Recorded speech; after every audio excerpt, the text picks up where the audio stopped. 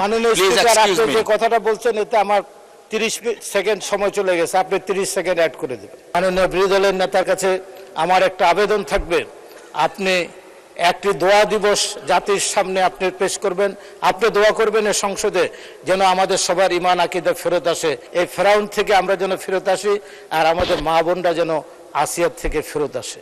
আমি আপনার দৃষ্টি আকর্ষণ করছি মাননীয় স্পিকার, আমি এই সংসদে রাষ্ট্রপতির ভাষণে বক্তব্য রাখি নাই এবং এই বাজেট এই কোনো কোশ্চেন কিছু করি নাই। একদিন মাননীয় বিরোধী দলের নেতার একটি নোটিশের উপর আমি একটু বক্তব্য রেখেছিলাম 7 মিনিট।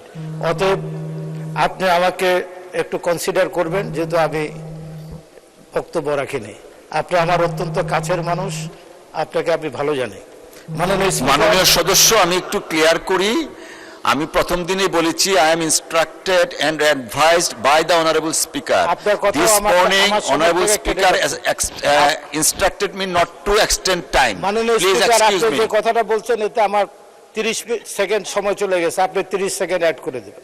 মাননীয় স্পিকার, আজকের আমি এখানে দাঁড়িয়েছি 2026-2027 সালের বাজেট।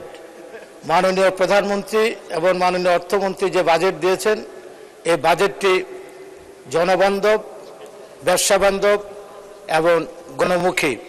আমি এই বাজেটকে অভিনন্দন জানাই। আমি বাজেটের উপর বিশেষ বক্তব্য রাখব না, কারণ আমি এই ব্যাপারে বিশেষ অভিজ্ঞ ব্যক্তি নই। আমি দু একটি কথা বলতে চাই মাননীয় স্পিকার। আমার এলাকা নোয়াখালীর 3 বেগমগঞ্জ। বাংলাদেশের সবচেয়ে ধনী জেলা হচ্ছে নোয়াখালী এবং বাংলাদেশের সবচেয়ে ধনী উপজেলা হচ্ছে বেগমগঞ্জ, বৃহত্তর বেগমগঞ্জ। আমি সেখানকার প্রতিনিধিত্ব করি। অতএব মাননীয় অর্থমন্ত্রী, আমরা বাংলাদেশের রেভিনিউতে, জিডিপিতে নোয়াখালী এবং বেগমগঞ্জের মানুষ যে অবদান রাখে, সেই হিসাবে আপনি আপনার বাজেটটি আমাদের জন্য দেবেন, এটাই হলো আমার আবেদন। আজকে মাননীয় স্পিকার, এখানে আমাদের বিরোধী দলের নেতা, যিনি সংসদে বিরোধী দলের নেতা, ওনাকে দেখতে অত্যন্ত শ্বেত শুভ্র একটি আত্মশুদ্ধ মানব বলে আমি বিশ্বাস করি।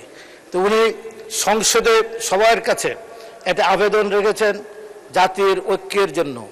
আবার উনি কিছুদিন আগে একটি জনসভায় দাঁড়িয়ে বললেন, অতি আসন্ন, অতি শীঘ্রই বাংলাদেশে আরেকটি বিপ্লব সংঘটিত হবে।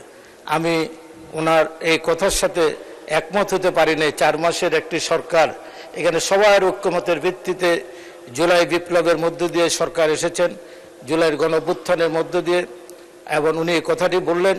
আমি অত্যন্ত ব্যথিত হয়েছে, কারণ উনি ওনার মতন একজন সজ্জন দেশপ্রেমিক ব্যক্তি 4 বছরের সরকারকে বিপ্লবের মাধ্যমে 4 মাসের সরকারের বিপ্লব, কি বিপ্লব হবে আল্লাহ জানে, এক আল্লাহ ছাড়া বলতে পারবেন। এখানে আমি আরেকটি কথা বলতে চাই মাননীয় স্পিকার, আমরা যে এলাকার সমস্ত মানুষ আমাদেরকে বলে, সেখানে একটি নির্বাচনের সময় একটি স্লোগান ছিল, আসিয়া যদি বেহেশতে যেতে পারে ফেরাউনের স্ত্রী, তাহলে আপনারা কেন যেতে পারবেন না? আমাদের মা বোনদের যে ঈমান আকীদা নষ্ট হয়েছে, আমরা সবাই ফেরাউন হয়ে গেলাম, আর আমাদের স্ত্রীরা, মা বোনরা সবাই আসিয়া হয়ে গেল।